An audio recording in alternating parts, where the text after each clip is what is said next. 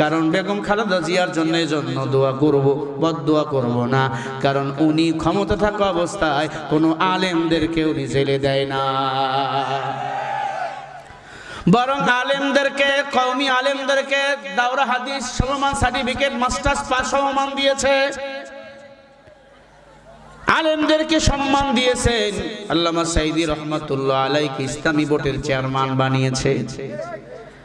কোনদিন কোন আলেমের গায়ে কোনো পুলিশ হাত দিতে পারে নাই।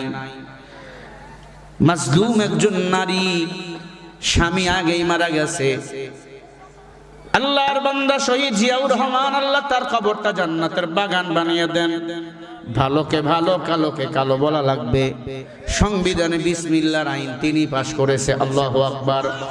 আল্লাহর একত্ববদ্ধ সংবিধানে তিনি পাশ করেছে, আল্লাহু আকবার। সেই ম্যাডাম বেগম খালেদা জিয়া মৃত্যুর সাথে পাঞ্জা লড়তেছে, কখন জানি শুনবেন ইন্না লিল্লাহ। আল্লাহ তুমি যদি তার মৃত্যু লেখেই থাকো, মরতে হবেই আমাদের সবাইকে, ইমানের সাথে মৃত্যু দাও। কারণ দীর্ঘদিন জেল খেটেছে, মাজলুম তিনি, দেশের মায়ায়, জনগণের মায়ায় বিদেশে উন্নত চিকিৎসা নেওয়ার জন্য যায় নাই, কিন্তু ম্যাডাম শেখ হাসিনা ঠিকই পালিয়ে গেছে আমাদের ছেড়ে, ঠিক কিনা? মা অপেক্ষায় আছে, আমার ছেলে বুঝে আসবে। তারেক রহমান সাহেবকে বলবো, গ্রেপ্তারি পরোয়ানা ভাবিয়েন না, সেনাবাহিনী যে কোনো সময় গ্রেপ্তার করতে পারে, এই চিন্তায় আছেন। গ্রেপ্তার বুঝি না, দেশের মানুষ আপনার পক্ষে আছে। মা মৃত্যুর বিছানায় পড়ে আছে, মায়ের কাছে এসে দাঁড়ান। মা যদি দুনিয়াতে না থাকে, তার জন্য দুনিয়া হয় অন্ধকার। যাদের মা নাই সে জানে মায়ের কত দাম। তারেক রহমান সাহেবকে বলল, মায়ের পাশে এসে বসেন, মৃত্যুর সময় সূরা ইয়াসিন পড়েন, কালিমা পড়ান। কেমন কপাল পোড়া মা, দুইবারের প্রধানমন্ত্রী, কিন্তু পাশে সন্তান নাই মরণের সময়। আমাদের কপাল ধন্য, আমাদের মা মৃত্যুর বিছানায় পড়ে আমরা কানে কানে সূরা ইয়াসিন পড়ে ফু দেই।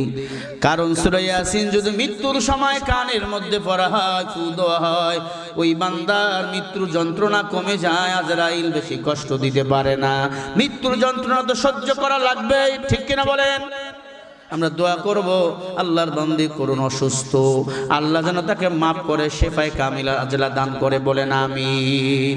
আরো জোরে বলেন আমিন। বিএনপির মধ্যে অনেক মানুষ নির্যাতিত, কথা কয় না, অনেক বিএনপির ভাই নির্যাতিত, মামলা হামলা শিকার। আবার অনেক আছে সুবিধাবাদী। রুমিন ফারহানা চেনেননি? ইনি হলো নেক্সট মমতাজ।